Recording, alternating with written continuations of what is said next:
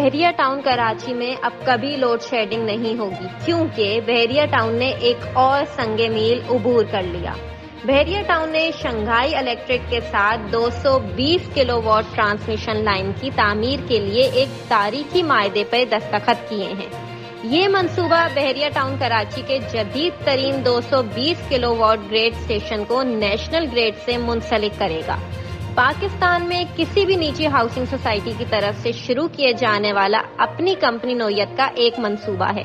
اس کامیابی کے ساتھ بحریہ ٹاؤن کراچی اپنے رہائشیوں کے لیے بجلی کی فراہمی کو یقینی بنائے گا تاکہ وہ ایک load shedding free environment enjoy کر سکیں۔ آپ کو ہماری یہ نیوز کیسی لگی نیچے کمنٹ کر کے ہمیں ضرور بتائیے گا۔